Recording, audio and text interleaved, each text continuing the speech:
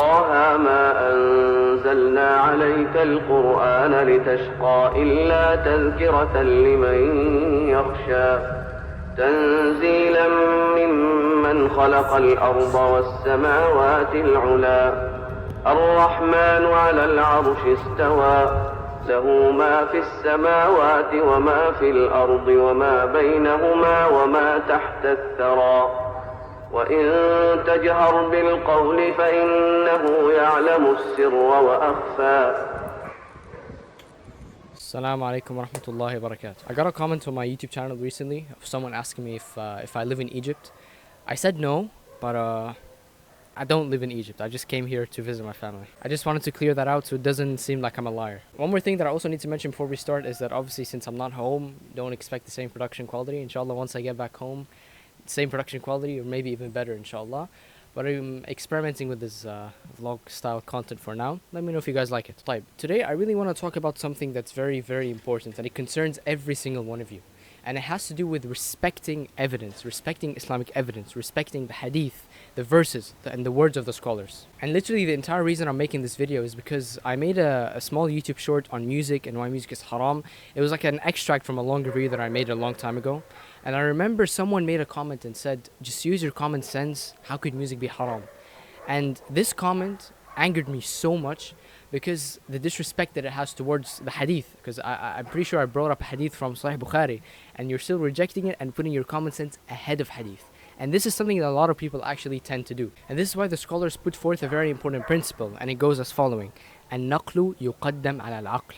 Evidence will always be put ahead of your aql, your logic, your brain.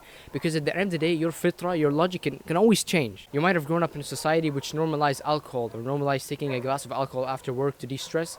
For you, that may not be weird. But Islamically, this is haram. It doesn't matter what you think. And this is such an important thing for you to have as a Muslim because this is the essence of Islam. A lot of people think that the word Islam means peace, but that's actually not true. The word Islam comes from the Arabic word istislam, to surrender yourself to Allah subhanahu wa ta'ala, surrender to His will, to His word, and to His command. And if you do these things, wallah, you're gonna feel so much better. No anxiety, no fear, nothing. And you won't have to keep chasing specific scholars and looking for their fatwas that align with your logic. And there's actually a really famous story about this. Prophet Ibrahim alayhi salam and his wife Hajar, they were ordered to go to Mecca. And Hajar alayhi salam, Prophet Ibrahim's wife, didn't know why they were going there. So she would keep on asking Prophet Ibrahim and he would not reply until she asked him, did Allah subhanahu wa ta'ala order you to do this? And he said yes, and she said then khalas. She submitted and surrendered her will to Allah and said then this must be khair, this must be good.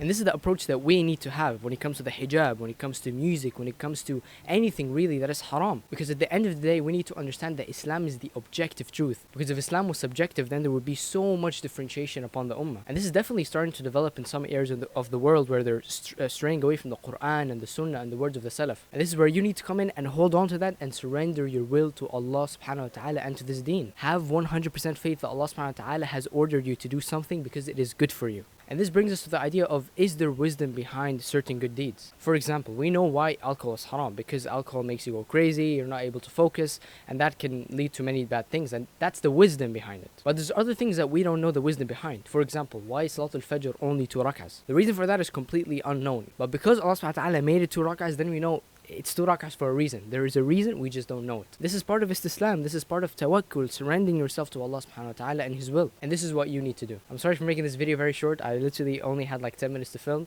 Hope you guys enjoyed. Please like and subscribe and comment and let me know what you guys want to see later on my channel. And remember, with hardship comes ease, and assalamu alaikum wa rahmatullahi wa barakatuh.